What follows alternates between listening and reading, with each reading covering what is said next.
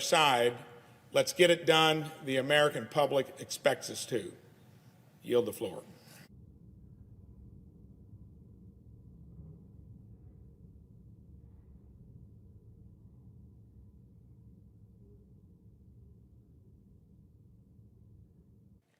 Mr. President.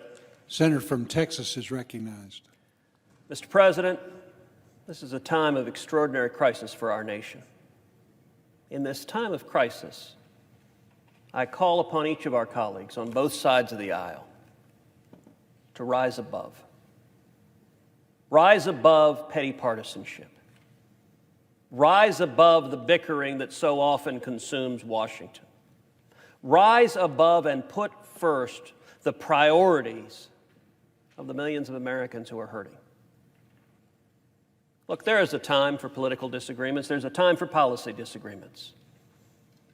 I am no stranger to robust political and policy disagreements. But we are in the midst of a global pandemic. People are dying. People are suffering. Last night,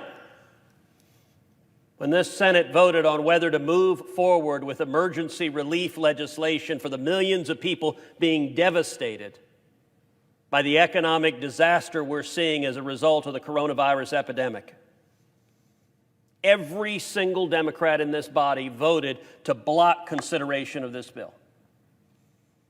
Now, for those of you at home who are not poring over a Senate procedural matter, what does it mean to vote to block consideration? Doesn't mean they voted against the bill. It means they voted against even starting to take it up. The New York Times headline moments afterwards said, Democrats block $1.7 trillion stimulus bill. Of course, that headline had the fault of being accurate. And so within minutes, the New York Times changed it to Democrats block $1.7 trillion stimulus bill, citing worker concerns. That was headline number 2. But then apparently the partisan leanings in the New York Times were too strong for that. And so they revised it a third time to say partisan division halts discussion of the bill. No, it wasn't partisan division. It was one party, the Democratic Party, saying to this chamber and the American people, hell no. We won't even take this up and discuss it. At a time of crisis, at a time when people are dying, that's wrong. That's shameful. When we awakened this morning, following the Democrats' obstruction, worldwide, there were 372,563 reported cases of the coronavirus. In the hours since then, just today, there have been an additional 23,352 cases reported today. While the Democrats are blocking the bill, 23,000 new cases today. In the United States, when we started this morning, there were 35,224 cases this morning. Right now, as of the latest numbers, there are 41,708 cases in the United States today. That means we've had an additional 6,484 cases today while the Democrats are blockading. And by the way, where are the Democrats? C-SPAN doesn't show this whole chamber often, but it'd be nice if they did, because that entire side of the chamber is empty. They're not showing up for work. They're not doing their job. In Texas this morning, there had been 668 cases. As of right now, there's 722, 54 more cases today, while the Democrats are blocking consideration of this bill. How about deaths? Look, as we look at this crisis, there are people right now gasping for breath. You and I, we have friends who have been diagnosed with this disease. We've read stories, we've talked to people who've struggled under it. I heard from one individual who's hospitalized right now that breathing felt like a belt strapped across his chest, that he could barely breathe. As of this morning, worldwide, there had been 16,381 deaths. Now that's the number now. This morning it was only 15,308. That means today, while the Democrats have been blocking this bill, 1,073 additional people died. In the United States, as of this morning, there were 471 deaths reported due to coronavirus. As of right now, it's 573. That means today, 102 Americans died, while the Democrats were blocking consideration of this bill. In Texas, as of this morning, there had been 8 deaths. Now, there are 9. One Texan died, while half this chamber refused to show up and do their job. Now, this morning when we voted again, we saw the first signs of cracks as one Democrat, senator from Alabama, who had voted no yesterday, decided this morning, well, maybe we should take up the bill. One Democrat. Where are the rest? There are a lot of Democrats who like to hold themselves out as moderate Democrats. Where are they? Right now, what the Democratic leadership is doing is they're playing games. They're playing games in a way that is irresponsible. Listen, this bill has a lot of important elements for a lot of people that are hurting. You've got not only the people who are hospitalized, the people who are suffering, but you've also got economic devastation, as we have much of this country has ground to a halt. We've got people who work in restaurants, waiters, waitresses, bellboys, who haven't gone to work in over a week. We have people in hotels. I've spoken to business owner after business owner after business owner for the last week. One hotel owner described how he currently had 6% occupancy rates. You can't keep a hotel running with 6% occupancy rates. I talked to one hotel owner who described how he had made 5,000 layoffs in the last week. Another hotel owner had made 6,000 layoffs in the past week. I talked to an oil and gas business owner who'd laid off 5,000 workers in the past week. I talked to another oil and gas business owner who'd laid off 5,000 workers in the last week. You know, today I'm thinking about people like my friends at Republic Country Club. Now, Republic Country Club is a bit of a misnomer. It's a barbecue joint outside of Houston. It's owned by my friend Michael Berry. It is often the venue for country western concerts. It's a venue sometimes for comedy shows. I went and took my dad to Larry the Cable Guy at Republic Country Club. I've had multiple election night parties at Republic Country Club. It's a big old honky-tonk. You've never seen so many confused national reporters as they walked in and looked around and didn't know what to make of the place.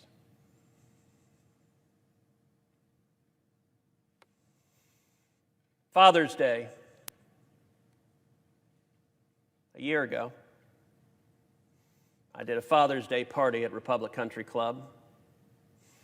My dad, we roasted up 2 whole pigs. Cook staff at the barbecue place, they made them up, and we had a big party, invited people there. It's a Cuban tradition to roast a whole pig. Now, why am I telling you about Republic Country Club? Because yesterday, which happened to be my father's 81st birthday, yesterday Republic Country Club announced they're closing their doors.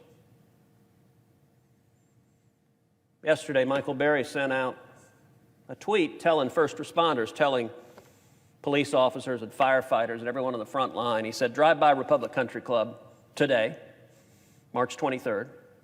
Drive by during the day and we'll give you a free barbecue. We're going to cook everything we have. We're just going to give it away in to-go. You can't come in, but we're going to give you to-go boxes. And he went on to say They're emptying out all the liquor from the storeroom, and from behind the bar, they're giving it to the employees because the employees are all being laid off. And he said he doesn't know if they'll open again. Now, I'll tell you, those employees, the bartenders, the bouncers, many of them are veterans. Many of them are big guys covered with tats. They're salt of the earth. And right now, they don't know where their rent check is coming from next week. That's happening all across this country. That's happening not just at one barbecue place in Houston. That's happening at bars. It's happening at nail salons. It's happening at movie theaters. You know, I love Sunday night to go with a buddy of mine and go watch a movie. Movie theaters are shut down all over this country.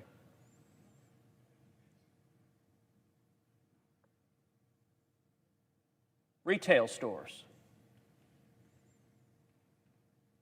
People laid off. Nobody's going to the mall right now. And for the people who are hurting, they're scared. They don't know, number one, if they're going to get sick. But number two, they don't know how they're going to make ends meet. This is a time of crisis, and we ought to be coming together. Now listen, this bill that we were moving to, I don't necessarily agree with every word of it, but there are a number of elements in this bill that are designed to provide real help to people who are hurting. One element of this bill is to give cash, an immediate check for $1,200 to every person in this country, every adult in this country earning under $75,000 a year. $2,400 for every couple earning under $150,000 a year, plus $500 for every child they've got.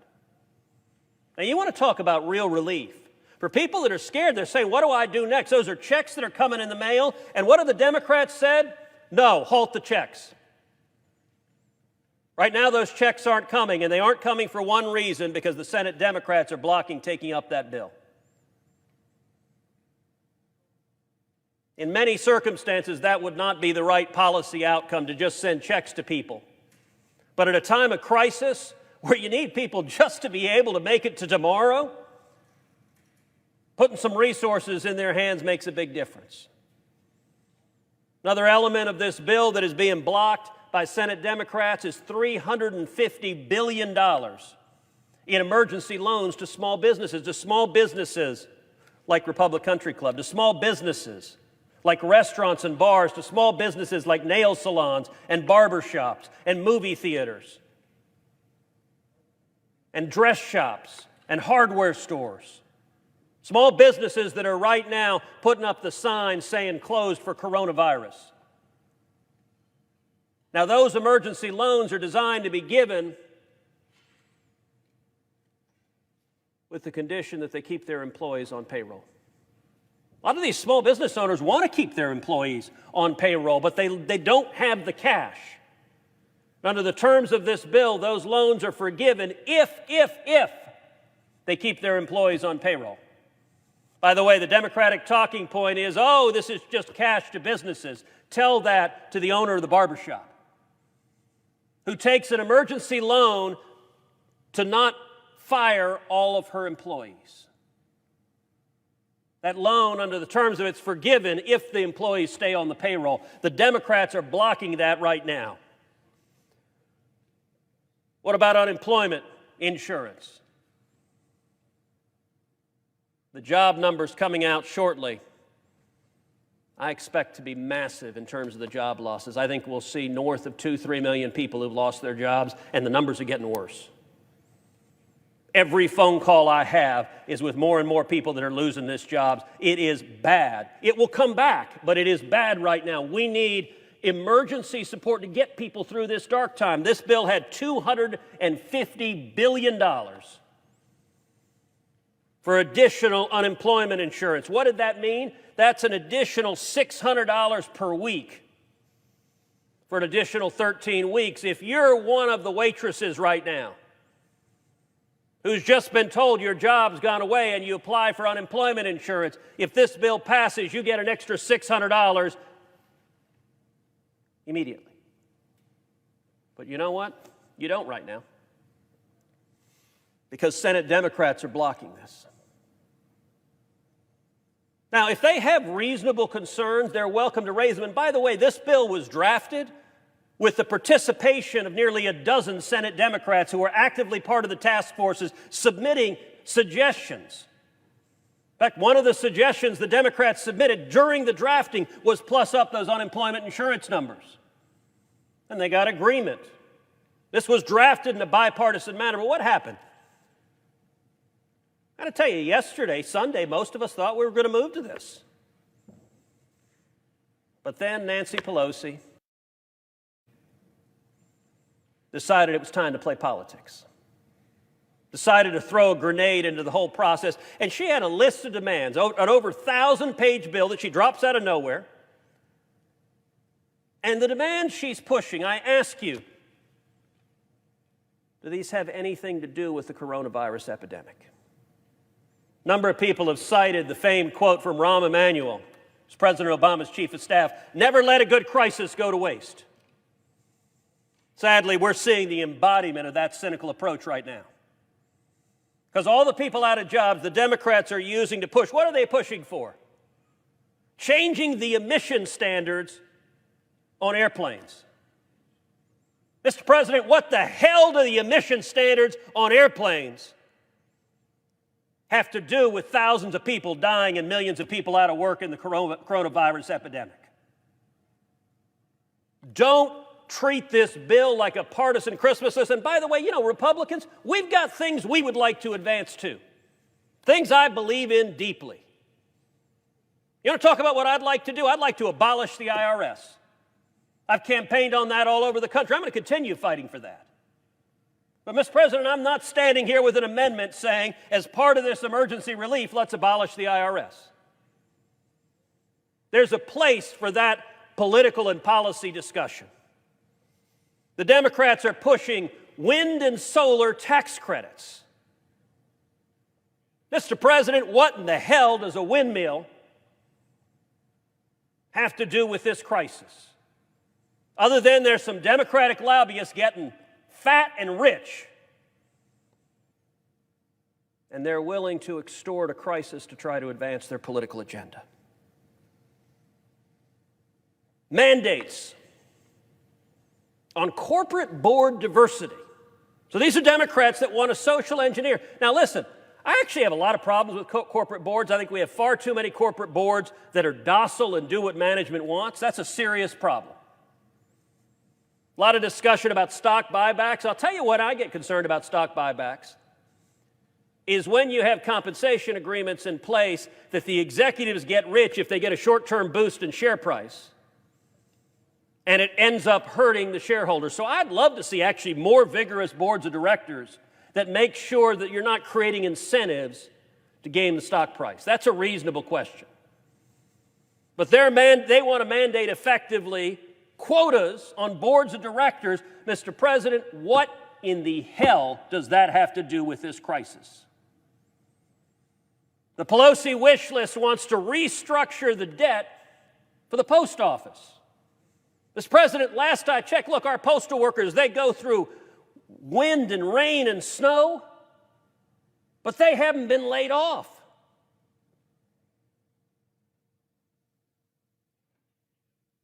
I call upon both sides. Don't play games with this. This crisis isn't going to end tomorrow. It's not going to end the next day. It's going to last for a considerable time. It's going to require adults to step up and lead. On the pandemic, we need to follow the science. We need to listen to the doctors. We need to listen to the physicians. We need to do the steps that we're taking to keep people safe. On the economy, we need to give immediate relief to people who are hurting, and we need to make sure a liquidity crisis doesn't become a solvency crisis. You know, it's interesting. Many of the Democrats are saying they don't want corporate bailouts. Well, listen, I agree with them. I am passionately opposed to corporate bailouts. One of the things I was gratefully relieved about how this bill was structured is that it's structured as loans and not condition-free grants. And it's structured primarily so that it's not picking favored companies that happen to have big lobbying presence in Washington. What does it mean to not have a liquidity crisis become a solvency crisis? Let's take, for example, the airlines. I've spoken with just about every major airline CEO in the past 2 weeks. The airlines are losing billions of dollars every month. Now, they didn't cause that problem. Unlike the financial crisis in 2008, this crisis was not caused by misconduct of one industry or another. This pandemic wasn't caused. It's not the airline's fault that the federal government has shut down flights to Asia and to Europe. That's not their fault. It's not the owner of the restaurant in downtown Houston's fault that the city of Houston has shut down the restaurant. That's not that small business owner's fault. Now, what we don't want is when the bills come due for all of those businesses, for them to have to sell their assets at a fire sale. We don't want the restaurant owner who has a pizzeria, who saved to buy this fantastic pizza oven, to have to sell the pizza oven for pennies on the dollar because the liquidity crisis has become a solvency crisis. We don't want our U.S. airlines to have to put up a garage sale effectively to sell all their airplanes because they're going bankrupt in the midst of a crisis. We want to come out of this with strong, robust commercial airline sector. We want to come back out of this with the small businesses thriving. We want to come out of this with a thriving energy sector. We want to come out of this with jobs. And so, Mr. President, I'm going to close this the way I started, by calling on Democrats, calling on Republicans, rise above petty partisan games. The Democratic leaders are playing these games. To every one of you Democrats, listen to the men and women in your states. Don't give in to the games. You know, most of the Democratic senators say they don't even know what their side wants, that it's just their leadership that's willing to hold the American people hostage for unrelated political partisan objectives. And by the way, one of the reasons I think Senate Democrats are so willing to engage in this is they expect the media to be utterly complicit in their cynical gamesmanship.